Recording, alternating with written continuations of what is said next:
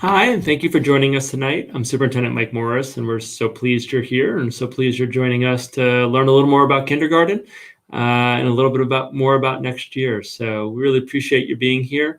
Very briefly tonight, we have principals, assistant principals, some other folks who work with families in our district. And our goal tonight is really just to share for 10 or 15 minutes about kindergarten, about our schools, but really open it up much more for question and answer. And that's our goal for tonight. So you can see in the lower right-hand corner of your screen, I think you should be able to see that there's a text box. And at any point, please feel free to put questions in or comments, anything that you'd like.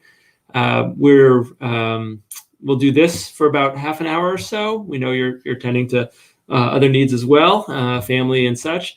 And then we'll transition to a conversation specifically about our Comandantes Dual Language program for folks who are interested at about 7 o'clock around that time. But mostly we want to say we're thrilled. This is the high school graduating class of 2034. We're really excited to welcome them to our schools and share a bit about our district and what we do. So we really appreciate you being here and getting the opportunity to meet some of the folks who'll be working with your children. So at this point, you're going to get to hear from each of our schools, school leadership teams, as well as the Family Center.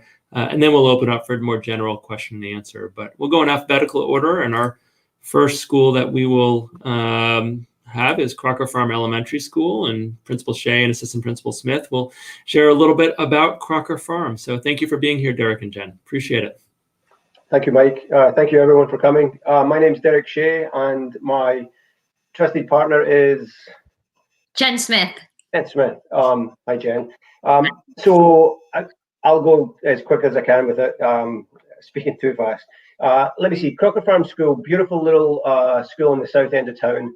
Approximately 300 students. Some years 2 classes per grade. Some years 3. Small class size, 16, 18 students per class. This is my 11th year at Crocker. My 20 large number, whatever, year in the district. I worked at Fort River for a bunch of years, so I know Fort River a little. My kids went to Marks Meadow and Wildwood.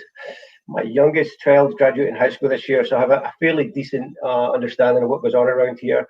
I'll just tell you one brief thing. So I think one of the most important things I do as a principal, or one of the things that I'm involved in as a principal, is hiring the people who come to work at Crocker Farm. So I've been very fortunate in the time that I've been at Crocker Farm. I think between Ms. Smith and I and the team of people who we work with, we've hired about probably 70% of the people who work in the building right now. The other 30% of the people were hired by Superintendent Morris, who was previously the principal at Crocker Farm. But the reason I tell you that is because I think the ability for us to be able to go out there and find people who've got diversity of experiences in life and sort of somehow can come to Crocker Farm and put all of that sort of vastness together.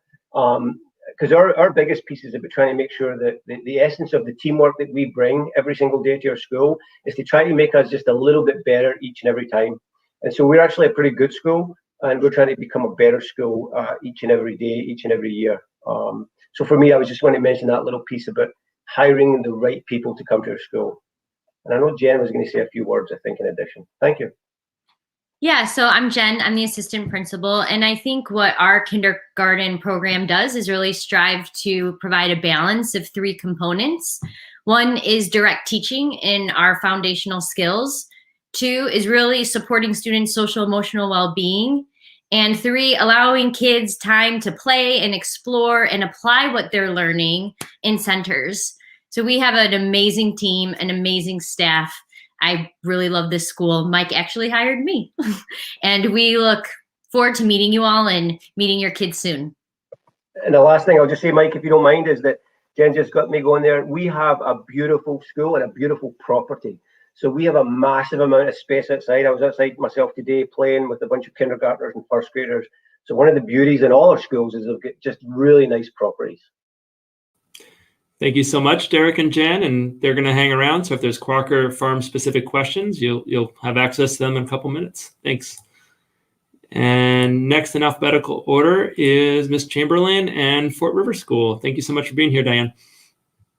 Good evening and welcome to your introduction to Fort River. So It's funny when we talk about our schools individually because there's a lot of overlap, right? I could say the same thing that Derek and Jen just said about Crocker Farm. I think we have a dynamite staff. I think that we are dedicated to continually learning and growing.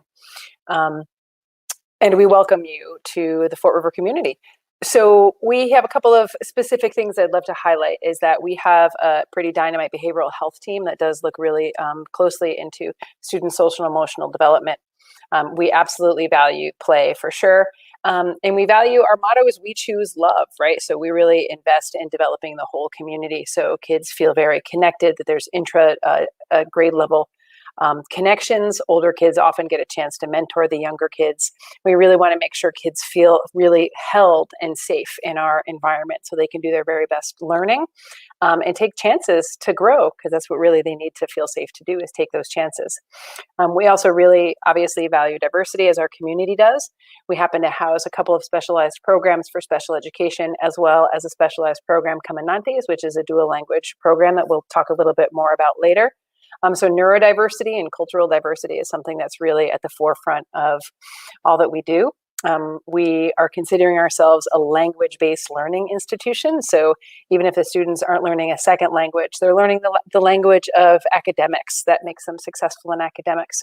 And all that is under that umbrella of choosing love and being good to one another and being good to our community. And collectivism is at the spirit of all that we do at Fort River. It's just a quick snapshot. We also have about 300 students, obviously kindergarten through 6th grade. And we look forward to having your children, 2034. Wow. Thanks for that, Mike. No problem. It's amazing to think about. Hopefully we're in a calmer world in 2034 than we find ourselves in today. But thank you, Diane. And again, Diane will hang out both for questions, but also some for Caminantes as well, I believe. So, and now we will go to Principal Whiting-Jones in Pelham. Lee, thank you for joining us tonight. Thanks, Mike. Hello, I'm Lee Whiting-Jones. I'm the principal at Pelham Elementary School. This is my first year at Pelham. It's been a little bit of an odd one, but I'm so happy to be part of the Pelham community. We are a super small school in comparison to the other elementary schools in Amherst. So we have just over 110 students. And as a result, we have a really cozy community feel to our school. We have one classroom per grade level, and we have lots of traditions that just provide opportunities for students in different grade levels to connect with teachers at different grade levels. And it just reinforces the feeling of being a big family. So we also have a mixture of Pelham residents and students and families who are part of our school through the school choice program. So right now it's about 35 to 40% school choice families who live in surrounding towns and communities. And still we find lots of opportunities to bring other families into the Pelham fold, whether that's through all school morning meetings or community events with the PTO. So in terms of teaching and learning at Pelham, we have a really progressive curriculum. Having one teacher at each grade level, we're able to do a lot of vertical alignment and create experiences for students year over year with an emphasis on hands-on learning, real-world contexts, learning the language of learning, as some other people have talked about a bit. And we're really excited to expand our outdoor learning program. We have a beautiful campus. We've had a naturalist in residence for the past few years, and all of the staff are really excited to do some more experimenting with what it looks like to learn outside and connect to the natural world.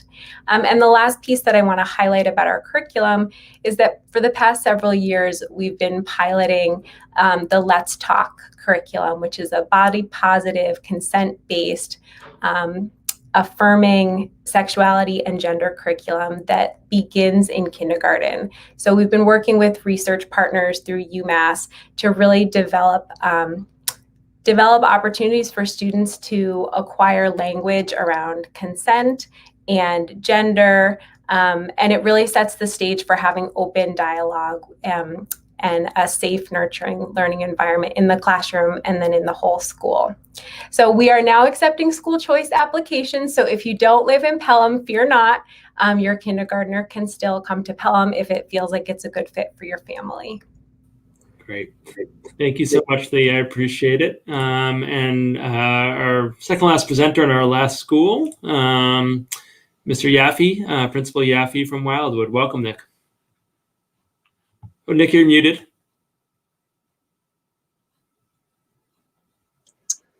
Thank you. It'll be great when we get to the day where we don't have to hear you muted anymore, that we just speak to each other in person.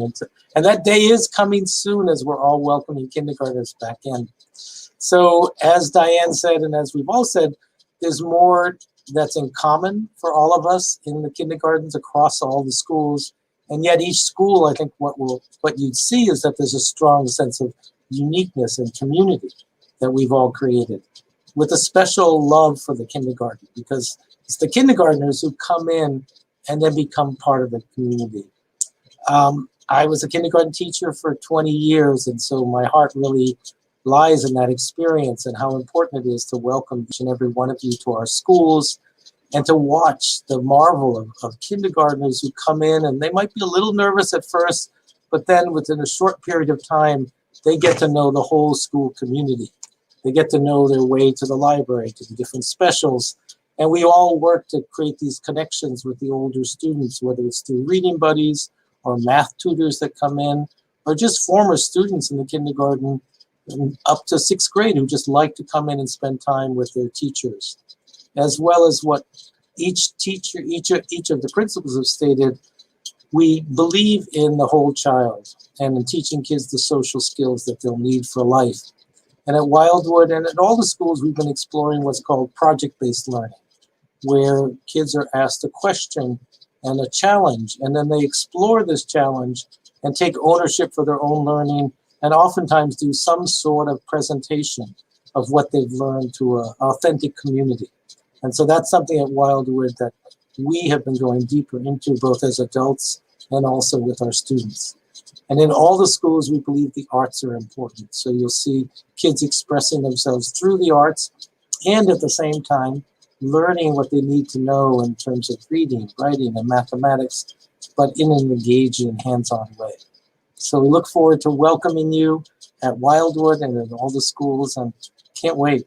2034. Ooh, goes by in a flash. Thank you, Nick. And we'll have one more just introduction. We'll have other people on the call for questions. We have our ELL coordinator, our special ed director, our curriculum coordinator. But one of the things that makes our district unique is that we do have a family center, and the family center works with all families and then works with some families more specifically. But it's been really important to us and have been a consistent value of the district that we want to make the strong relationships with families. You're our children's first teachers. And Dr. Guevara is the director of the Family Center, and so she's with us tonight. Thank you for making time for us, Dr. Guevara, and maybe you could share a little bit about the work of the Family Center. I am so excited to be here with all of you. Of all the opportunities, of all my experiences as an educator, my favorite experience, like Nick said, was being a kindergarten teacher. I just love the age. I love just the promise. I love how wonderful sponges they are. And I love working. We all love working with you families, because you're, as Dr. Morris said, you are their first teachers. And so we think of this as a partnership where we're invested in your children. And the fact that even before you come in, you can become aware of the Family Center and all we do. So we work for all of you. We work with all families. There are things in programming we do for all families. And then there's things we do for families who need a little more support. The great thing is that we have a doorknob in our website. If you ever have any questions, if you ever need any support, that is the entryway, as well as contacting me or any of our folks. But we work really closely with you. So even before you come in, if you have any questions, but we reach out, we do programming. We do a backpack project for families who need support, and students get a backpack with supplies. We have a dentist program when we used to, in person, not in this year, but we support students during transition years. We have an out-of-school time coordinator who works with families to provide before and after school care. We have 2 case managers who work really closely with those families who need extra support. We also do this registration. So your entry into us will be with our registrar, who's also our assistant, Mildred Martinez. So some of you have already submitted paperwork. So again, we're here. We work really closely with all of the schools. We work really well, and we're here for you and your children. And we're so happy you'll be with us. Welcome. Thank you, Barta. So I'm going to get the whole group back on, so our squares will get a little smaller. There we go. And so just introducing some people who didn't get introduced. So Tim Sheehan's our curriculum coordinator. Thank you for being here, Tim.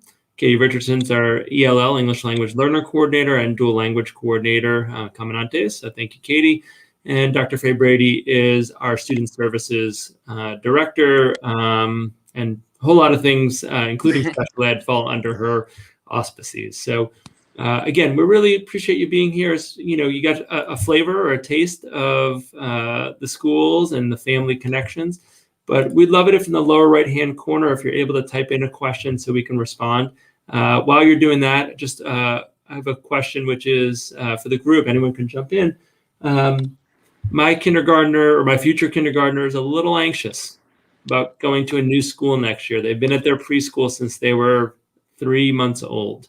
What advice would you give families who might be wondering about supporting students through the transition from a really familiar preschool, daycare/preschool environment into a kindergarten through 6th grade environment? I wonder who's willing to jump in. That'll also hopefully jog some questions from folks who are watching. I'm going to pick on Mr. Yathy because he did this for 20 years. So sorry to pick on you, Nick, but if you wouldn't mind unmuting yourself and giving some thoughts, I'm sure your colleagues will jump in as well. Yeah. Well, this is the #1 job, really, of the kindergarten teachers, the kindergarten team, and our school, is to help kids make that important separation and to become part of the community. We recommend to families, if they want to come by our playgrounds, once you know you're coming to one of our schools during the summer. And we also have visiting days during the first 3 days of school where they'll come in small groups. And we'll give them a tour of the classroom as well as a tour of the whole school. I think if you can connect to families who you know are coming to the same school, that's also helpful for a familiar face. But I'll pass the baton to anyone else. Any other thoughts people want to add on to what Principal Yathy shared? Mr. Shea, and then Ms. Chamberlain. So hopefully this will help. It's hard to sort of picture it, but like the best way to picture it is think about in the morning time when kids either come off a bus or they get a car and they arrive at school, right? And there'll be a whole series of people out there to meet, and I do this every single day, to meet and to greet and to say hello and to ask about what you did the night before and to talk with you and what class. And I can tell you right now, in all our schools, and certainly I can speak for Crocker Farm, there's 25 kindergartners in the school right now every day. And I know the names of every single one of them. And I know there's 6 or 7 or 8 other people in the school who know the names of every single kindergartner in our school. So our expertise is and our interest is getting to know kids and getting to know them for 7 years, like a duration piece. So that's the part where it starts right from the beginning. Thanks. Ms. Chamberlain? The only other thing I wanted to add is that our kindergarten teachers take this transition so seriously. They know it is the biggest one for these little youngsters of their lives. They're entering their first public school experience. Many of them are entering. And we also know it's tough on families, right? So we'll give you hugs if we can, give hugs at that point to help you transition as well. But the teachers go slowly in the first couple of weeks, the first up to 6 weeks of school. They really take it slowly and teach the rhythms and the routines, and they want to hear about difficulties at home to be your partners. So they're not going to ask the students to do heavy academic lifting for the first 6 weeks of school. They're really going to nurture them and just take care of them, learning the school and learning the routines. Thank you. And Dr. Brady wanted to add a piece as well. Yeah, I wanted to say one of the things if your child is telling you they're a little nervous and a little uneasy, that's a good thing. And so one of the things we want to do as parents is to tell them that it's okay to feel that way, that when we do new things, sometimes many of us or most of us feel a little bit uneasy, and that there will be people at school that will take care of them, will be there to support them and hold them during that, versus trying to say to your child, oh, no, don't worry, it'll be okay. That it's okay. And you can even use yourself as an example to say, when I try new things, sometimes I too feel a little bit uneasy. And I think everyone has had the experience in the last year of trying new things. So I think we have a lot to draw from. I see there's a question about Comandantes. We're probably about 10 minutes away from doing a Comandante specific extension of this info session. So thank you for the question, and we'll speak to it. Ms. Richardson and Ms. Chamberlain and I will stay on and be able to speak to that. Another question that I got, someone emailed me that they weren't able to be here, and they were wondering about the garden program and what that looked like, because they seemed like they were particularly interested in their future kindergartner getting their hands dirty. So I wonder if Mr. Sheehan maybe could talk a bit about the garden program and some of the other curricular pieces at the kindergarten level. Sure. We have a really exciting garden program at all 4 of the elementary schools.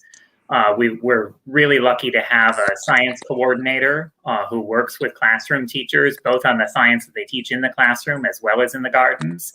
And we also have a garden educator who works with them. And the garden educator, known as Farmer Leela to the kids, she leads lessons out in the gardens. The kids do planting and harvesting. They learn about the life cycle of plants. They learn about pollinators. And it's really an application of the life science that goes on in classroom instruction in a really great hands-on way. And we have a bank of lessons that go with this from kindergarten up through 4th grade at this point, and we're continuing to add a year on each year that they go. Thank you, Tim. I appreciate that. I had a couple other questions that are typical ones. So I could speak to this personally and professionally, but when I used to be principal at Crocker Farm kindergarten, we used to do, this obviously much more in person. And the students most excited, so many of the students were so excited to ride the bus. Mm-hmm. So many of the families, that was their fear. So it's this strange kind of phenomenon of, kid excited, parent maybe less so. So I don't know if anyone can speak to, how to manage that when there may be some dissonance between family opinions about the bus and student opinions about the bus. And how does the bus work? If you're a kindergarten student, you sit in the back. I mean, all those kind of things. I don't know who is willing to jump in and talk a little bit about transportation and the bus. Diane, you look like you're ready to go with this one. So Sure. So we work really hard to make sure the kindergartners do feel safe on the bus, that everybody feels safe on the bus. So they are seated in the front seats so the drivers can pay special close attention to them. We actually have in the past asked some 6th grade students to be kind of bus ambassadors for our young ones on the bus. We make sure that they are greeted right outside of the door every morning, like Derek had mentioned, greeted by name, usually pretty quickly, as soon as our folks are able to remember those names after the first day of school. They're greeted by their teachers out front when the very first day of school. So we do take the bus safety really seriously again. So they're seated out front, some potential mentors on the bus, and personal escorts to and from the door every morning and afternoon. Thank you, Diane. I see a comment on this question. Again, we'll get to that shortly. Here's another one. Any thoughts on what we can be doing over the next 6 months or so to get our kids ready who have been out of preschool for the past year due to COVID? So the timing of this is perfect. As many of you may be aware, we're reopening for 5 days a week instruction a little less than a month from now at our K-6 level. So we're spending an awful lot of time thinking about how to support students in this transition. So I don't know if anyone on their team wants to start, but just, what are things that families could do to support their children, especially young children who have been out of school for some length? Jen, you want to jump in? Yeah, just 2 things that I would just say that come to mind is just to keep reading to them and keep talking to them are the 2 most important things you could do right now. Thank you. Diane, yep. I'm going to speak up for Allison too, our assistant principal from Wildwood, who always says, don't forget the numbers, right? If you're able to count along the way with your child, if you're going by a farm, how many cows can you count? If you are walking down the sidewalk, how many steps can you count? So just play with rhyming, play with numbers. And I think, I'll add to, if I could jump in with a non-facilitator hat on, I think the other thing is, in ways that feel good, it is getting warmer. It's amazing. It's not pitch black at 6:57 right now. So looking at my window, it's pretty exciting to me. And just thinking of ways that you can reconnect with kids, even if your child's not in preschool, but outdoor play dates, going to playgrounds, things like that, because, the academics, we're good. Our staff know how to do that. And really a lot of the focus of supporting students when they come back isn't necessarily about just the academics. It's about what does it mean to be in a group, right? That's a really unique thing that students haven't had as many experiences with over the last year. So anything they could do that brings them joy, that connects them with a peer or family members, now that it's being easier, in my opinion, to be outside. I know there's some winter lovers out there. I'm not in that group. But I think that's another thing that can do it. I mean, Groff Park, if you haven't been there, it's amazing since it got redone. And I think that also helps because we probably are in a world next year where there's still masks. So building up mask tolerance and figuring out how play days work with that, especially if they haven't been in preschool and haven't been wearing masks. We're flexible and we're working on mask tolerance with students who are back in. It's not like they have to be perfect on day one, but it is something that might be normalize that process for them. So those are just a couple other things that I wanted to share. Is there anyone else I thought I saw? Yeah, Mark. Yeah. I just wanted to say that Derek mentioned and others mentioned about the wonderful buildings and properties we have, and out of school time, visiting the playgrounds and walking around and getting familiar with it. It's also, I found it with my own grandchild, it worked really well. So visiting the playground and walking around the building also helps calm fears, and the familiarity works really well. Yeah. So really good question. Sasha jumped in responding to it, but linking with other families, this is going to be a good plug for me that one of the most just wonderful organizations we have in each of our schools is our ParentGuardian Organization, or at Pelham PTO, parent-teacher organization. And they often will do things like kindergarten meetups before the kindergarten year starts. So as you register and enroll, please do. We encourage people to reach out to the ParentGuardian organizations because they have in the past, and they continue to, even in virtual environment at the moment, do a fabulous job connecting families and exactly in the way you said. So, if you haven't, I think the PGOs will usually in the summer, they ask us for some information, and you may get an all staff or all family email from principal, and it'll have links to ParentGuardian organization. But they play a huge role in forging these connections, especially with the younger students. Dr. Guevara? Yes, I would also say, so I work really closely with all of the ParentGuardian and PTO organizations, and they have a role for everybody. So even if you can only spend a little time, they will define a role that you can come and help them. They're great people. They're very generous with their time and their efforts. They help us with many different activities. We just did a district-wide coat and warm, accessories 2 months ago, and it was wonderful. So everybody works well together, and there is a place for you. So consider volunteering. Yeah, and on that point about a voluntary opt-in list, what typically works is that there's a class parent, and the ParentGuardian organizations organize that, and that class parent often plays a large role in kind of facilitating or arranging kind of optional play dates or things like that before the school year starts. So, just again, a plug for them, and they really have a great ability to have a wide reach for our families. Let me see. I don't see non-comandantes.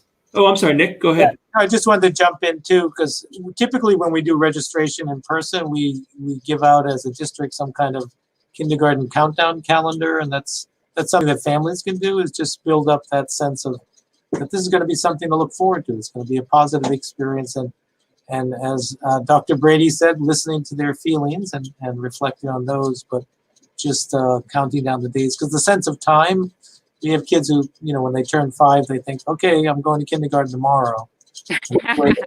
This way you could count down the days through the summer. Yeah. And one other thing I was going to mention is there are opportunities in our community, whether it's athletics or some of the nature opportunities that do have preschool programs in the spring and summer. In our newsletter, which you'll start getting next year if you don't have if your child doesn't have an older sibling, we advertise those and we try to communicate, because as much as possible, we want folks to know what's out in the community for them to participate in. So there's a question: how big are anticipated class sizes at Fort River in 2021, 2022?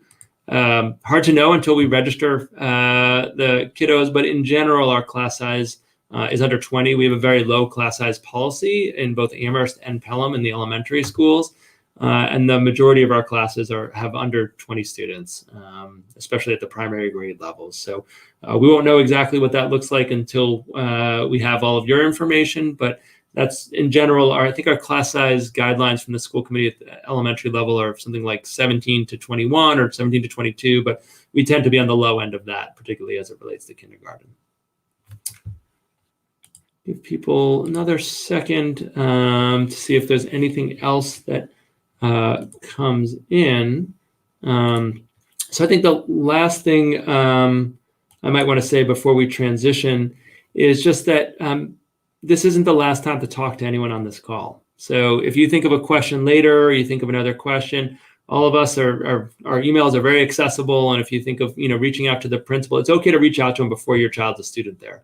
That's really normal. Sometimes prospective families feel like, oh, I'm not really a student, I'm not really a family yet, and you're on this call, we consider you part of our family. So please do reach out as questions come up, as you're thinking about the year, as you're talking to your child, and your child's opinions are going to change probably many times between now and when the school year starts.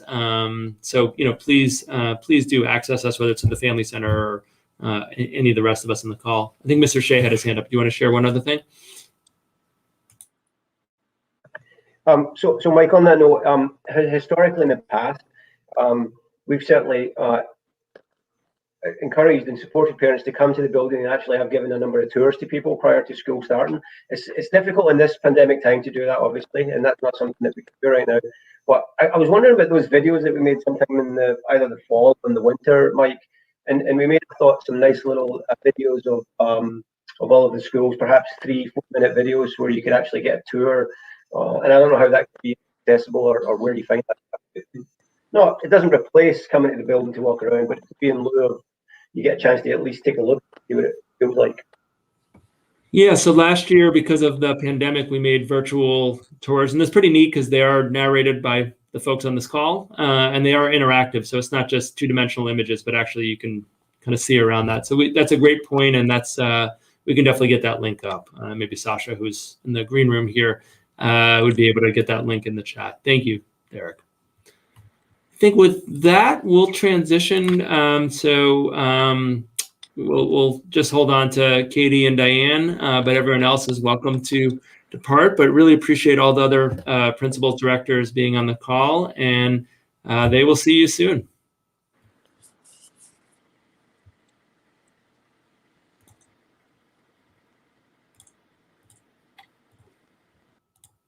Okay.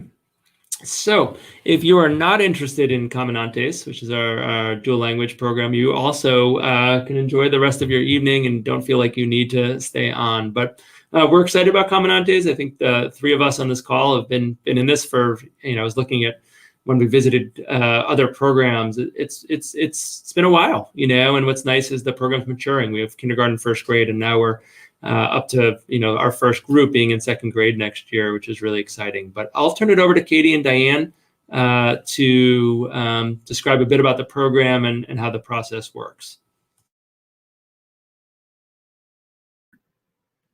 We didn't rehearse this, so you going to jump in, Katie, or shall I? Yeah. Go ahead. Yeah. All right. I was just asking, I think that I can share here. Let me just see if I can. I have a few slides. Just to talk a little bit about the main ideas of the program. Katie, would it be easier, because I have multiple screens, would it be easier if I shared my screen, that link? That would be great. Thanks so much. So as Dr. Morris said, we're really thrilled to be going into the third year of our Comandantes dual language program.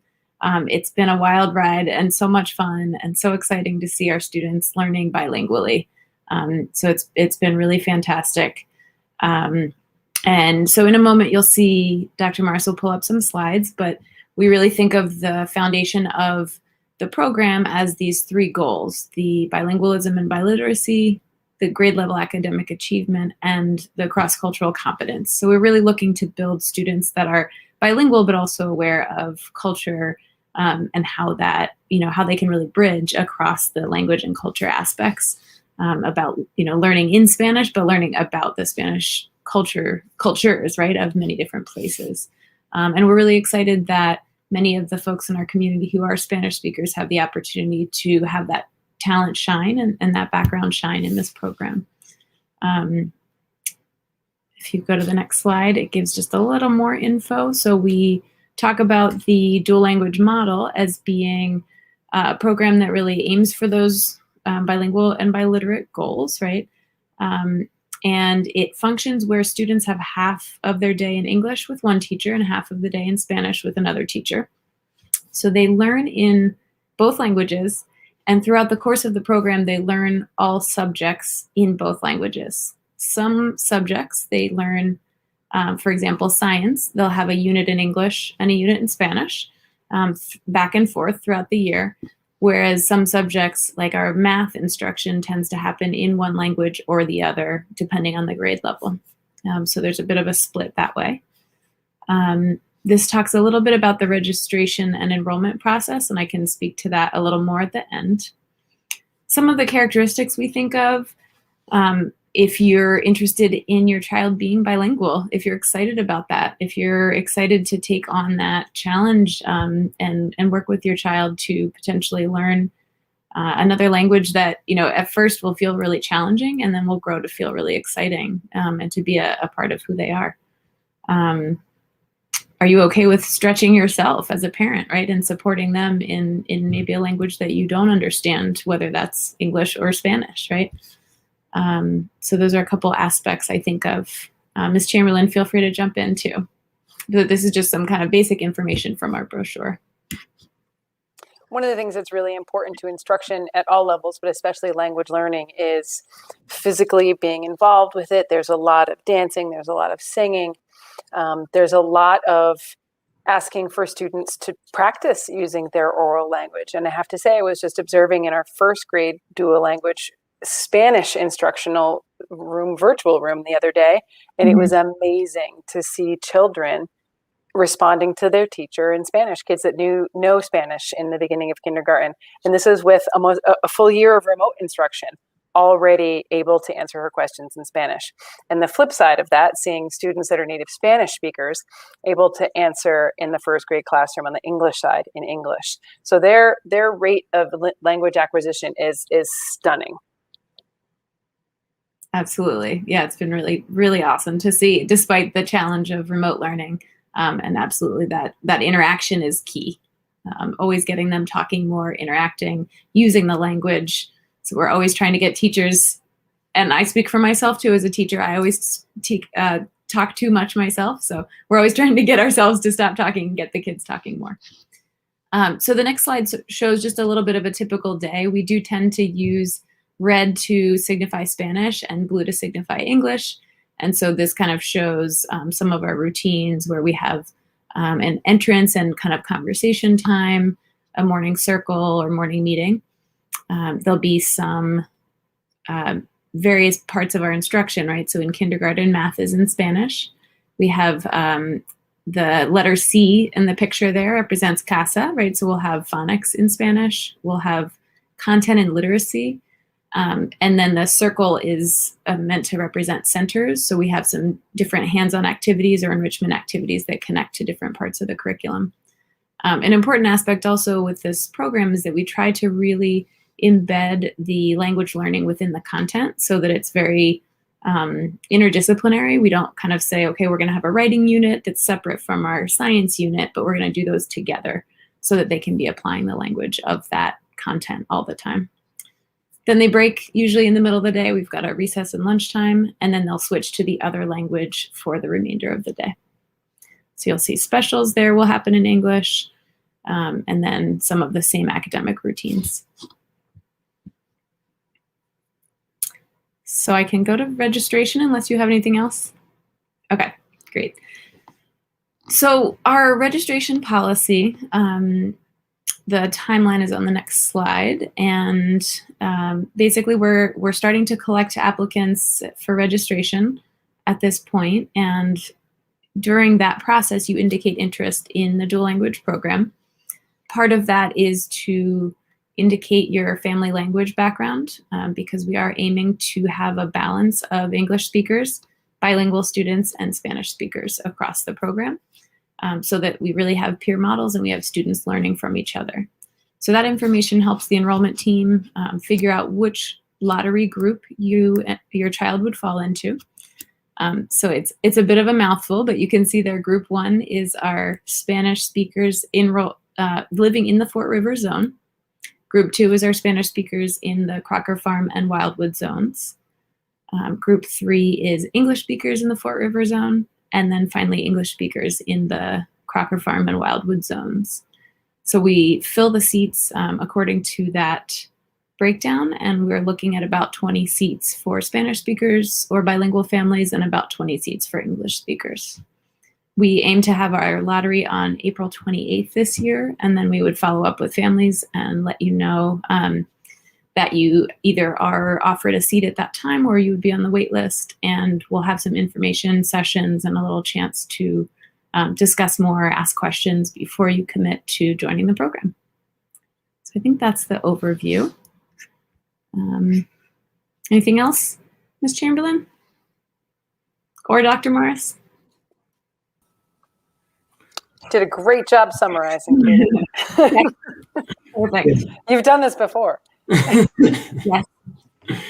And so at this point, again, if there's questions, please do put them in the chat. It's usually when we do this event, most people bring their children, and it's this really dynamic event where we get to see you and see your children, and we have food, and it's just games, and it's really nice. So this is, I know, a little awkward in terms of the world we're in, but we do really want to receive feedback and questions and comments from anyone. So if you do have any, please do. Let me ask, I'll put and you sort of addressed this a bit earlier, Katie, but if you have someone, before we get to the question, if you have a parent and you're thinking about this, but you're a little nervous about your child, and their acquisition of English, they may be a native English speaker, but is this going to make them slower to learn how to read, and will they ever catch up? That's one that we get pretty consistently.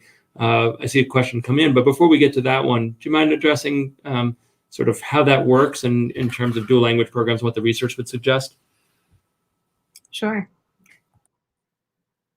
Okay, so there's lots of research that shows that essentially students in general learn to achieve the same levels of literacy by about 3rd grade in both languages. So we sometimes see that because they're learning bilingually across languages, that we might not reach the same levels that we would experience monolingually, but that we would see those two reappear by about the middle of elementary school. Our experience with our first year, at least, because we have better data from that group, is that we didn't actually see much of a delay, honestly, as much as that we had hoped. And I apologize, I don't like the word delay, right? It's really not, because we're actually seeing an additive amount of growth that is equivalent or greater to the progress that we would see in a monolingual student. But sometimes that does happen because, again, your brain is processing in 2 languages, and you're using what you know from one language to help you in the other language. Sometimes you learn to read more quickly in one than the other, and then eventually they balance out. So both from a research base and from other programs we've spoken with, but then also from our experience so far, we really haven't seen any concern in that area. So what we do is if we have one language that's moving at a more accelerated pace than the other, we look at the growth together and make sure that each student is progressing overall between both languages for a whole year. So yeah, and the kids have done exceptionally well. And quickly answering the second question, There is busing, so we've had double busing, basically, is what happens, where if a student is in the Crocker Farm zone, they would take their typical bus with their neighborhood folks and get off at Crocker Farm and then get on a different bus and come over to Fort River. So they get the magic of 2 buses. And I did actually want to say, research tells us, to the previous question, that students that learn bilingually actually can have better outcomes at the end of their high school career and going into their college level studies. Thank you for taking care of both of those, Diane. I appreciate that. Give a second for more questions to come in. So there's one there we go. Does the school library have materials in English and Spanish? So I'll let either of you jump in on that one. I can say our librarian is super dedicated to diversifying our libraries. Thank you, Lanny. So she's been working really hard, not only to get a significant number of Spanish texts in our library and as well as our online resources, but more languages than Spanish as well. Katie has been really wonderful in securing significant grant funding over the last 2 years and has bulked up our both classroom libraries and helped the library as well. So we definitely, it's a big goal of ours, but I would say we've done a pretty solid job of getting multilingual books in the hands of kids over the last few years. And so the next 2 questions are sort of related. How are the 20 seats per language divided by the 4 registration groups, and how many students in the 4th group tend to get in the program? So any answer is going to be conditional because it depends on how many students are interested, how many Spanish speakers, how many English speakers we have, and where those students live. And you know, we live in a relatively small community, which means year to year, we could see pretty significant shifts in all of those. Census data, which isn't perfect, would tell us that our incoming class of kindergartners will be a smaller cohort. Census data is not perfect because there's a lot of transiency in Amherst because of the universities and some other factors. So it's really hard to put real clarity on it, except to say that I think, and Katie, you can correct me if I'm wrong, but we've had small but non-zero numbers of students in group 4, who made it into the program. But if there's fewer kindergarten students next year, that may increase the number, but it all really depends on sort of who registers, who's interested, and where they live. Do you think I'm capturing it well, Katie and Diane? I do. Yeah, we really try to prioritize having seats available for a long time for Spanish speaking and bilingual families. So just for a number, we tend to aim to fill 20 seats, first from group 1, then group 2, into the Spanish speaking side. And then for the English speaking side, we will fill only up to 20 at the maximum until we really see the whole picture. But yeah, absolutely. We've had a few students join. It is a lower probability, but it's definitely not impossible for zone or group 4 students to join. And we have made that call in August even and said, if you're still interested, sometimes it's a little bit more of a waiting game. So, Yep. And so I'm happy to jump into that question right away too. So for English speaking students, the entry point is kindergarten. To be exposed to the level of language that they need, they really do need to start with the cohort. For Spanish speaking students, they are able to join at different stages along the way. But again, for English speaking folks, it's a kindergarten entry point.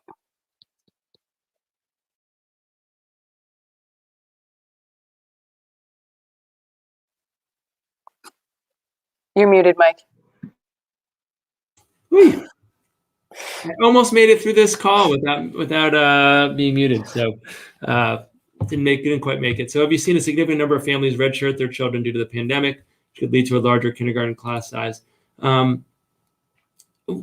There's always been a certain, portion of families who, for a whole host of reasons, either stay with their preschool for an extra year because they feel connected. So we definitely, our kindergarten numbers were down this year, and I think pandemic was certainly a part of that. I haven't heard a tremendous number of those families indicate that they want to repeat kindergarten. It's much more about that there's a lot of interest in returning to school now that we're full back, and the school committee is committed to that for next year. So we'll wait and see, but I tend to think that will have a relatively minor impact on us. And so now that Katie probably can take this one on registration question about registering for how does one register for both Comandantes and zoned kindergarten in case the student doesn't get a spot? Sure. Yeah. So as part of the registration process, you're automatically just identified for the school that you would be going to based on where you live. But when you indicate interest in the dual language program, then we pull you into the lottery for that as well. So both are happening at once. You don't have to do a separate process. You should see the elements that you need to complete for the Comandantes registration and lottery process as part of the regular enrollment forms. Great. All right. Well, while we're giving it a chance for any last questions, Katie, Diane, anything else you'd want to add or you'd want to share with families who are considering this or maybe on the fence about whether they want to put in for a lottery and have their child attend the Comandantes program? Just want to say a shout out to our staff who are really dedicated to this program and have built it from the ground up. So I think there's a huge sense of pride and commitment to making it work for everybody. So if I had a kindergartner, I'd be right there. I guess one thing I thought when you were going to ask a question earlier, Dr. Morris, I thought you were going to ask, will it be hard on the kids to learn a new language? And that's a challenge that we sometimes hear from families. Kids are really tired, right? When they start kindergarten in English, right? Or whatever their first language is. It is hard to learn in two languages, right? All of a sudden, we really do throw them in and we, obviously with love and support, but we really expect that the language stays the language of instruction in the classroom, and that's how we immerse them, right? So in the beginning, it can be challenging for students, and we see that, and it's okay, right? So that's part of the process. We've seen students work through that and have a fabulous experience, even though those beginning days really feel hard. So that's something that just to be aware of, right? That sometimes the kids will come home and be frustrated, but it really doesn't take long before they're coming home singing in Spanish, right? So it's a bit of a transition and it's tiring at first, but we really see excellent results. Yeah. And I think that to tie those two comments together, I think that's so dependent on the staff that we have who make that work, both English speaking staff and the Spanish speaking staff, who very much are cognizant of the social emotional needs of students. They understand that the cognitive load is a bit higher, right? If their students are in both languages. And just my experience watching is they've been so wonderful about supporting students. And one of the things that we've seen is just the empathy that grows for all students growing up monolingual, whatever that first language is, to be in an environment. And that's part of the, just to go back to one of Katie's first slides, that's part of the goals of the program. It's really that cross-cultural awareness. And we see that live and in person. And when we were visiting schools, I can think of one conversation I had with another district similar to ours, and one of the things they said is, you can talk all you want about, like the things we've talked about tonight. The biggest thing is you go in the cafeteria, and no matter what language of instruction is the child's first, by the time they're in the upper grades, you can hear Spanglish going on all over the place with these students, and they're going back and forth, and that kind of social connection piece is huge. Here's another question. There are other applicant components for Comandantes aside from indicating interest during kindergarten registration, sharing the language background. And Katie, you want to answer that? No, there's not. That's it. Yep. So to anticipate the upcoming changes, school level administration have any impact? And so, I want to say two things about this. One, Diane has been a huge part of this program. So I can't answer that question, no, nothing at all, because Diane has been on the trips, gone to visit schools, connected with other principals, do language programs. But the reason I feel confident moving forward isn't just that Katie's staying here and the staff are staying here, is that we're actively looking for a principal who's interested in whether they have a background personally or not in dual language schools, a principal who wants to dig into this, wants to learn and wants to be a part of that experience. And what we've found so far in looking through kind of the cover letters of the applicants is that this is a draw, that we have people who are like, wow, I applied to this job because I want to be the principal at a school with a dual language program in it. And so, that's what makes me feel confident moving forward. But I can't minimize the impact that Diane and Renee, but, that Diane's had from the get-go of the program and all the, I just, reminisce of all the decisions that had to get made. And, you're going into it and you're doing all the things that research would say, and you're also keeping your fingers crossed because we hadn't done it before here, right? This was the third time. It was my 20th year in the district, and towards the end of my 20th year, it was the third time that it came around where people were saying we should do this, and we finally did it, and you feel great, and then you're like, oh, we're really doing this, right? And so there was that feeling, and Diane's been a huge part of that. So I really can't say enough about her leadership in this role, but I do have confidence that we'll move forward in a really positive way. I think you talked about this perhaps in regard, sorry, I wasn't tracking these questions that well. But in terms of the groups, Katie, I don't know if you want to take this one. Sure. So in general, no. So the question is about, is Spanish proficiency of an English-speaking student at all considered? The general answer would be no, but any information, we have what's called a bilingual continuum. And so we do ask families to indicate if there is some level of Spanish for English speakers, if there's some level of English for Spanish speakers, right? There's a continuum. If we have a student who has a really strong bilingual background, then the enrollment team may consider them differently. But for the most part, we're really looking for students who have a family language background that is Spanish speaking versus families who are English speaking and maybe have had some exposure to Spanish. Maybe that's in a preschool or some other kind of program. So it's really focused on the family background and orientation. But that's not to say that it's a dead fast rule. There's a team that looks at all the enrollment information and tries to think carefully about that. So I think we're just about out of time, and I think we've gotten all the questions that people asked. Much like I said earlier, if you have questions, please keep them coming. At this point, Kitty probably is the best person to be sending them to, and I think her information's on all the registration form, but I'll see if I can successfully put that in the chat so that there you go. So if you have any other questions for us about Comandantes or registration or any pieces, Katie will be a point person.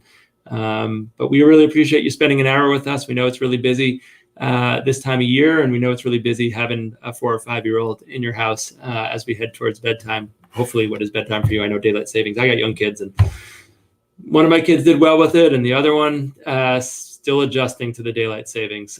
So we really appreciate that, and please continue to be in touch with us. Thanks so much, and we hope you have a great evening, and we can't wait to meet your kiddos as we head towards spring through the registration process and screening, and then certainly when we get to next fall. So have a good night. Thank you. Thank you all. Good night.